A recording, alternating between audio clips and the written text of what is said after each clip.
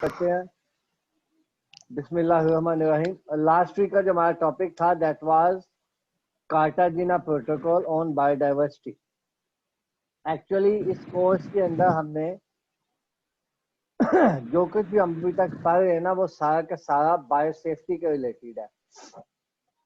तो बायोसेफ्टी के related world के अंदर ट्रांसजेनिक ऑर्गेनिजम्स को ट्रांसफर करना एक मुल्क से दूसरे मुल्क में, और उनकी सेफ्टी कैसे होगी, उनकी सिक्योरिटी कैसे होगी, इसके हवाले से ना डिफरेंट जो है ऑर्गेनाइजेशंस काम कर रही हैं।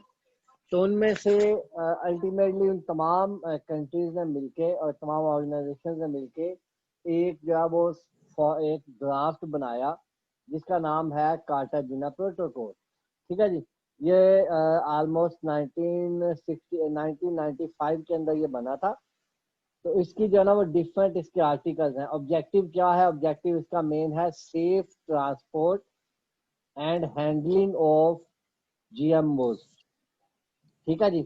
अच्छा, इसकी जनरल प्रोविजंस के अंदर है कि कोई भी कंट्री जब कोई प्रोडक्ट ट्रांसफर करेगा तो उसका कोई वो लीगल डॉक्यूमेंट बनाएगा, एडमिनिस्ट्रेट करेगा, प्रॉपर उसको चेक रखेगा, और जिस कंट्री में जाएगी वो भी उसको प्रॉपर केयर करेगी ताकि उससे इन्वायरमेंट को और ह्यूमंस को नुकसान ना पहुंचे। ठीक हो गया जी। अच्छा, स्कोप इसका जो है, स्कोप इसका सिर्फ एक ही जगह पे है कि जब भी आपने एक मुल्क से दूसरे मुल्क के अंदर ट्रांसफर करनी है चीजें, तो वहां पे ये यूज होगा कार्टाजीना प्रोटोकॉल।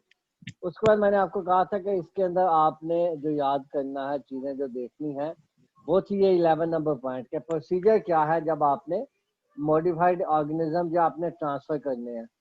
ठीक है जी।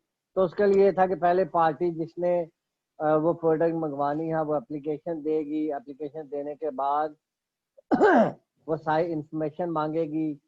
उसके बाद इंफॉर्मेशन आने के बाद जो है थर्ड नंबर पे जो एडिशनल इंफॉर्मेशन है वो प्रोवाइड करेगी।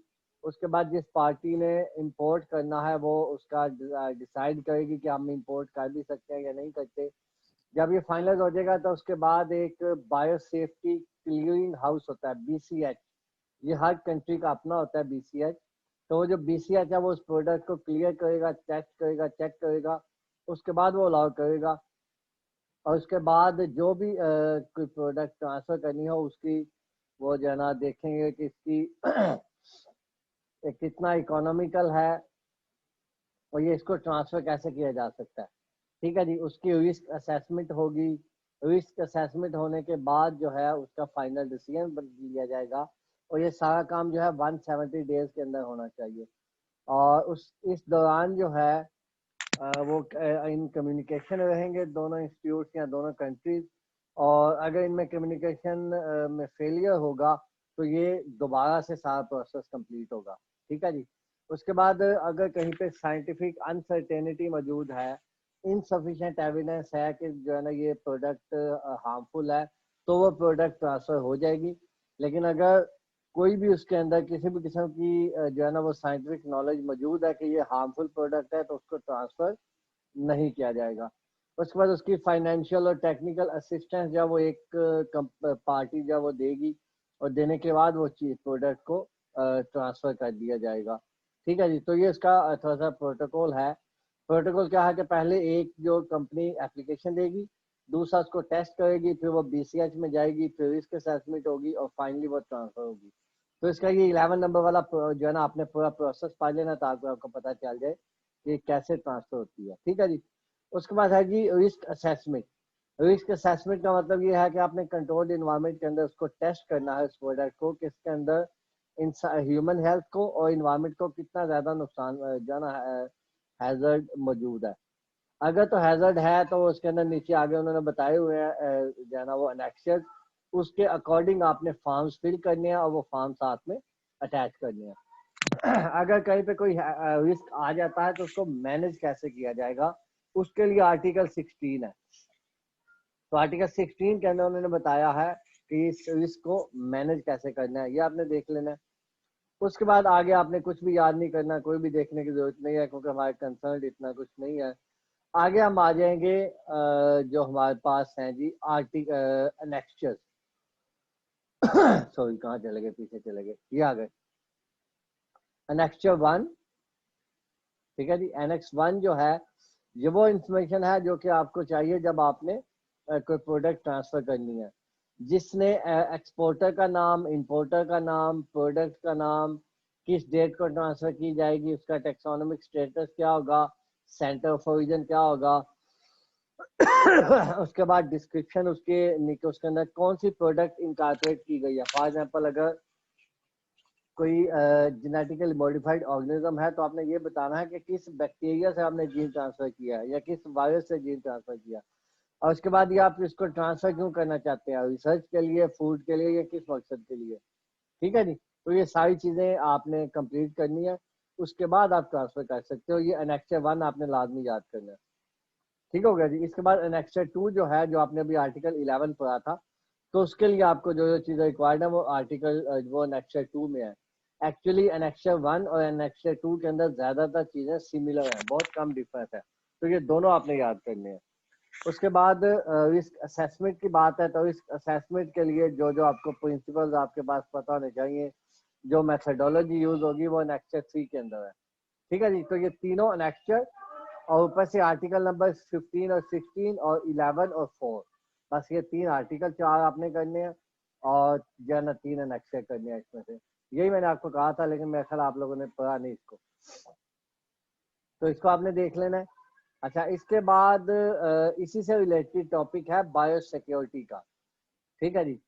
बायोसिक्योरिटी के अंदर जैसे आपको पता है कि बायोसेफ्टी होता है, वैसे ही बायोसिक्योरिटी है।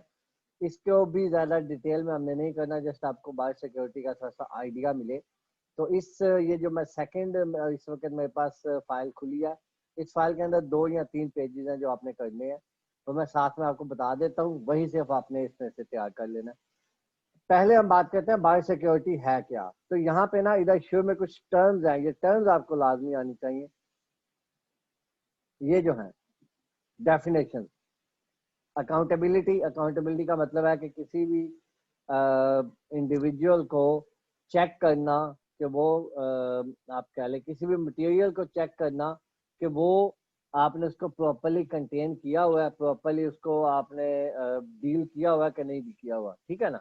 अकाउंटेबिलिटी का मतलब एहतसाब होता है, तो उसका प्रॉपरली आपने चेक करना है कि उसके नुकसान क्या हैं और वो कितना हैजर्ड पहुंचा सकता है और उसको आपने कंट्रोल कैसे किया हुआ है। सेकंड है बायो एथिक्स। एथिक्स का पता क्या होता है? Ethics, what is ethics?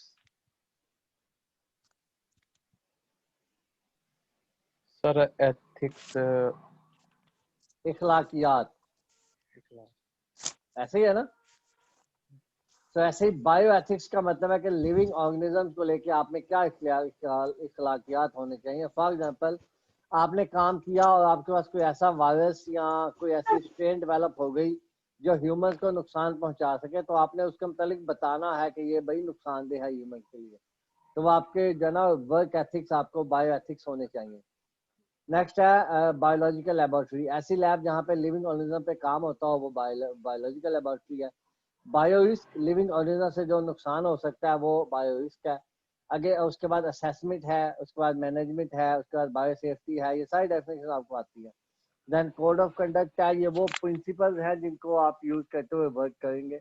Then control है। देन डुअल यूज है। डुअल यूज मतलब जो भी प्रोडक्ट 2 जगह पे यूज हो सके। देन जेनेटिकली मॉडिफाइड ऑर्गेनिजम्स की डेफिनेशन है, हैजर्ड की डेफिनेशन है, बायोसिक्योरिटी की डेफिनेशन है। बायोसिक्योरिटी और बायो सेफ्टी में थोड़ा सा डिफरेंस है। बायो सेफ्टी ये है कि जो आपके पास लिविंग ऑर्गेनिज्म है उसको आपने सेफ कैसे करना है, उसको आपने बचाना कैसे है, उससे दूसरे लोगों को नुकसान ना हो। और बायो सिक्योरिटी का मतलब ये है कि उसको आपने सिक्योर रखना है, यानी कि उसको आपने किसी ऐसी जगह पर रखना है जहाँ पर किसी अनऑथराइज्ड पर्सन तक वो ना पहुंचे। ठीक है ना। तो ये सिक्योरिटी है एक्चुअली। इसके अंदर एक वर्ड बार बार यूज होगा जो कि है वीबीएम। वीबीएम, वीबीएम का मतलब है valuable biological material. For example, आपकी बीटी कॉटन है, उसका जो जीन है ना वो वीबीएम होगा। ये कि क्राइवान एसी जीन है वो वीबीएम होगा, वैल्यूएबल बायोलॉजिकल मटेरियल होगा।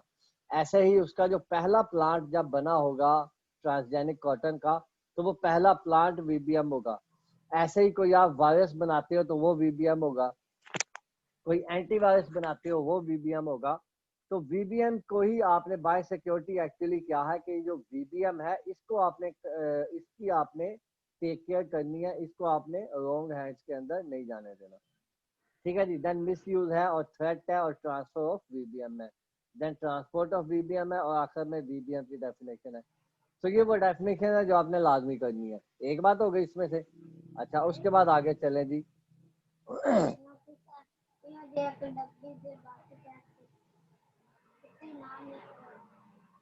अच्छा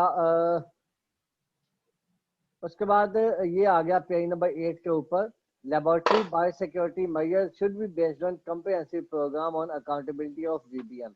ये चीजें आपके पास आपको पता होनी चाहिए जब भी आपने बायो सिक्योरिटी करनी है किसी प्रोडक्ट है। तो ये मटेरियल ये 6 पॉइंट्स जो आपको पता होने चाहिए। ठीक है जी, ये 6 पॉइंट्स आपने याद करने हैं। सेकंड चीज, उसके बाद आ जाए, ये इनकी कोई जरूरत नहीं है। अच्छा ये आपको पता हो कि किसी भी लैब के अंदर जहाँ पे बायो हैजर्ड मौजूद है तो उसके ऊपर क्या लिखा जाएगा। लेबोरेटरी के दरवाजे के ऊपर क्या क्या लिखा जाएगा। ऊपर बायो हैजर्ड लिखा जाएगा, नीचे जो है वो लिखा जाएगा एडमिटेंस पर्सन ओनली। विकास बेटा अपना माइक बंद कर ले।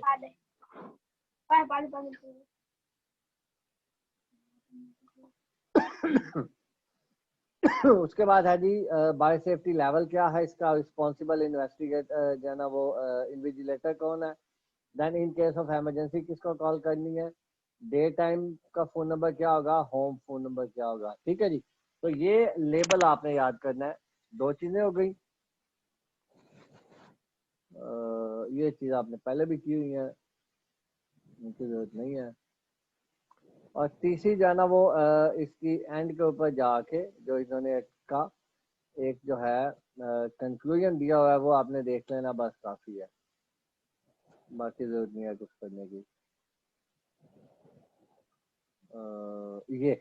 ये कंक्लूजन आपने लास्ट पे कर लेना। ठीक है जी, एक आपको डेफिनेशन पता हो, दूसरा आपको साइन का पता हो, तीसरा रिस्पॉन्सिबिलिटी मैंने आपके एग्जाम पे 6 पॉइंट्स बताए थे वो, और लास्ट वन ये कंक्लूजन आपको पता हो।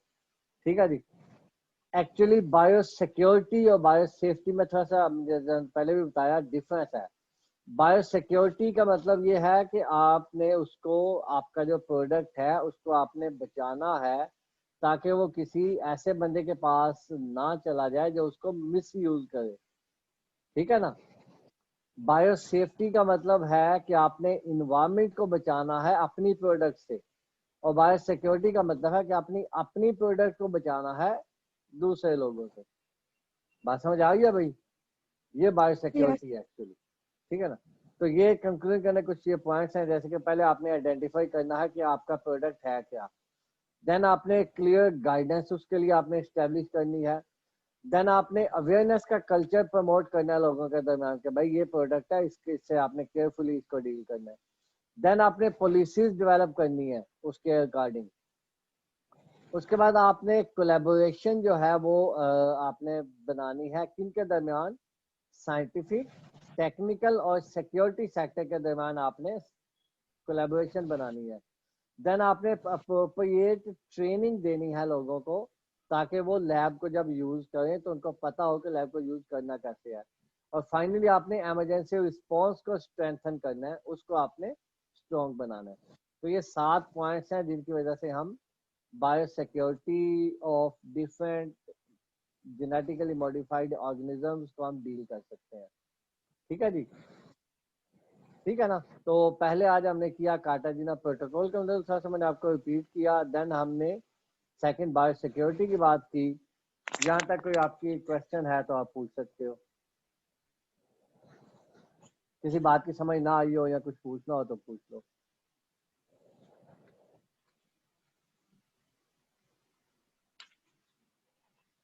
अच्छा यहाँ पे एक आखिरी बात मैं आपको बता दूं कि जिस वक्त हमने कोई भी न्यू जेनेटिकली मॉडिफाइड ऑर्गेनिज्म बनाने हैं तो हमने ये कार्टाजीना प्रोटोकॉल को भी केयर करना है और आपने बायो सिक्योरिटी को भी मद्देनजर रखना है। तो जब भी आपने जो है बायो सेफ्टी के रूल्स आपने बनाने हैं for different works in lab, तो उसके लिए आपने ये दोनों चीजों का केयर रखना है। ठीक है ना। समझ आ गया बात की? जी सर। तो ये एक्चुअली 2 टॉपिक्स हैं, इनफैक्ट 2 नहीं है, ये 3 टॉपिक्स हैं, एक कार्टाजीना प्रोटोकॉल वाला, बायोसिक्योरिटी वाला, और ये development of biosafety measures in crop improvement. तो इसके लिए यही 2 चीजें आपने केयर में रखनी है, क्योंकि जब भी आपने बायोसिक्योरिटी मेजर्स को डेवलप करना है तो आपने कार्टाजीना प्रोटोकॉल को देखना है पहले, फिर बायोसिक्योरिटी को देखना है, फिर आपने डेवलप करनी है। तो इसके लिए कुछ एग्जाम्पल के तौर पर एक जाना मैंने यहाँ पे कंक्लूजन एक आर्टिकल का यहाँ पे मैंने रखा हुआ है। तो ये उसके मतलब यही बताया हुआ कि क्योंकि रिकॉम्बिनेंट डीएनए बहुत इंपॉर्टेंट है, ये प्रोडक्शन इंक्रीज करता है, रेजिस्टेंस टू पेस्ट इंक्रीज करता है, इसके अलावा ये फूड की शॉर्टेज को ओवरकम करता है। तो इसके लिए जब भी आपने इसको यूज करना है तो आपने प्रॉपर बायोसिक्योरिटी बायोसेफ्टी अरेंजमेंट करनी है, ताकि उससे पहले उसको रिस्क की असेसमेंट करनी है, उसके बाद उसको मैनेजमेंट करनी है, उसके बाद आपने उसको चेक करना है कि इन्वायरमेंट का इससे कितना नुकसान है इन्वायरमेंट को, या ह्यूमंस को कितना नुकसान है, या ट्रांसफर का कितने % चांसेस हैं कि ये दूसरी क्रॉप्स के अंदर ट्रांसफर हो सकता है रिकॉम्बिनेंट डीएनए जो आपने एक क्रॉप में ट्रांसफर किया था। ठीक है ना? तो ये सारी चीजें आपने मद्देनजर रखनी है। उसके बाद आपने बायोसिक्योरिटी के रूल्स बनाने हैं, बायोसेफ्टी के रूल्स बनाने हैं। ठीक हो गया जी? ये कुछ पॉइंट्स थे जो हमने आज डिस्कस करने थे। यहाँ तक बेटा आप में से किसी का कोई क्वेश्चन है तो वो पूछ सकता है।